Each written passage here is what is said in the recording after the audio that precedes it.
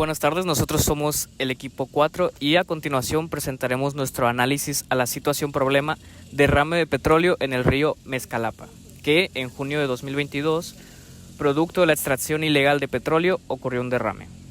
Evaluaremos el impacto ambiental del suceso utilizando las propiedades químicas del agua y los hidrocarburos involucrados.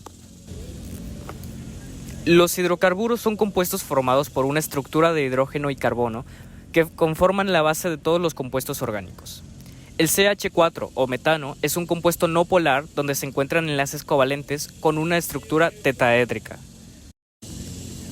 El C8H18 o octano es un compuesto no polar alcano lineal de 8, compuesto de átomos de carbono e hidrógeno. El C20H42 o eicosano es una molécula no polar poco reactiva, únicamente cuando se quema, de la familia de los hidrocarburos. Por su parte, el H2O o agua consiste de 2 átomos de hidrógeno y 1 de oxígeno, el oxígeno siendo el más electronegativo de los dos y conteniendo puentes de hidrógeno. Las propiedades físicas de los hidrocarburos son su punto de ebullición y su densidad aumenta mientras más átomos de carbono haya.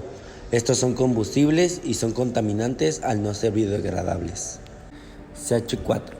El metano es un gas inflamable incoloro. Su punto de fusión y de ebullición de metanos alcanos. Su fórmula química ya antes dicha CH4.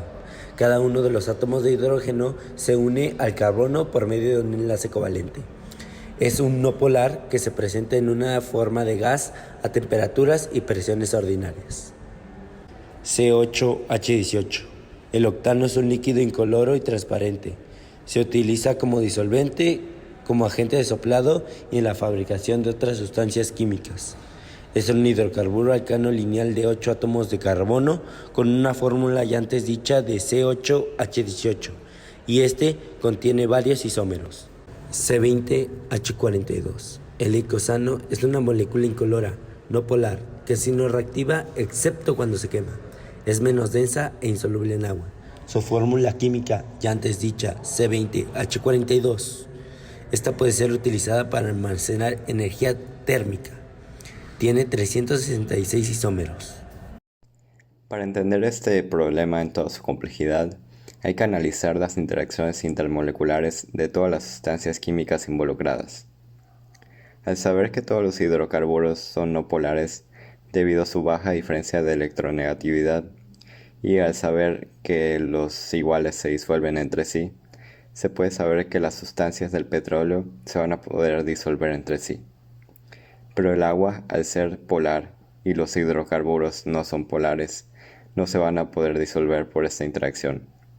Aunque al ser dipolo-dipolo inducido, sí hay una pequeña cantidad que se disuelve por esto, aunque es casi insignificante. En este caso, nos estamos enfrentando a un derrame de petróleo. Pero para poder entender cuál es su impacto ambiental, necesitamos comprender la problemática de raíz. Y es que el petróleo no es soluble en agua, por lo tanto, se forma una capa en la superficie del agua y esto impide el paso de luz solar, lo que provoca que muchas plantas mueran y esto repercute en los peces que se alimentan de ellas, ya que no tienen comida, por lo tanto, se genera un desbalance en la cadena alimenticia. Otro factor a considerar es que esa no es la única problemática que tiene respecto a nuestro medio ambiente, y es que el río que se vio afectado es la principal fuente de agua para muchos ganaderos y agricultores, ya sea para consumo propio, para riego o para el consumo de los animales. Por lo tanto, la calidad de la comida que se va dirigida para el consumo humano disminuyó mucho en estas zonas. ¿Qué le puede pasar a un ser humano al entrar en contacto o ingerir un hidrocarburo? Bueno, primeramente tenemos que tener en claro que un hidrocarburo te puede hacer daño incluso si lo inhalas. Y es que este entra a tus vías respiratorias quemándolas de principio a fin.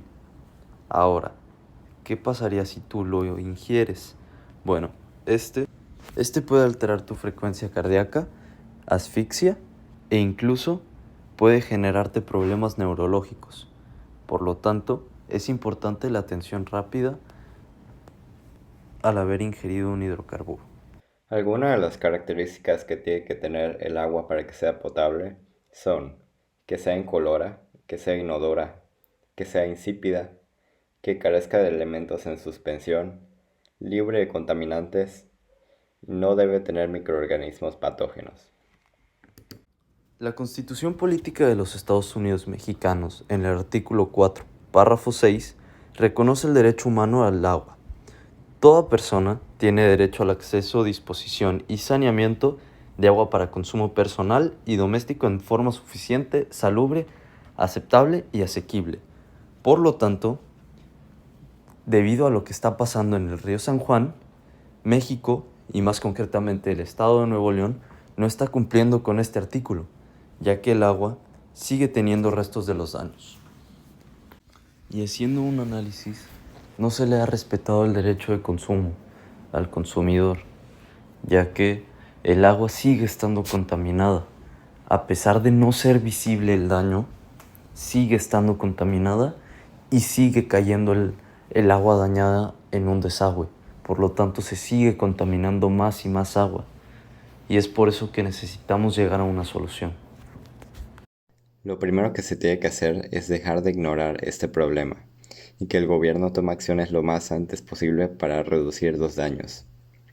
Actualmente ya existen varios métodos para la separación de hidrocarburos del agua. Algunos de estos son las barreras flotantes, donde se rodea y se aísla la mancha de petróleo y luego se usan bombas de succión que separa el petróleo del agua para luego ser eliminadas definitivamente. Otro método es usando la biodegradación. En este se usan bacterias y otros microorganismos que descomponen el compuesto. También se puede utilizar fertilizantes que aceleren este proceso.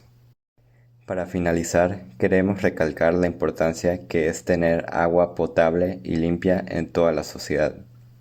Y en un futuro esperamos que el gobierno le dé la importancia que se merece estos problemas.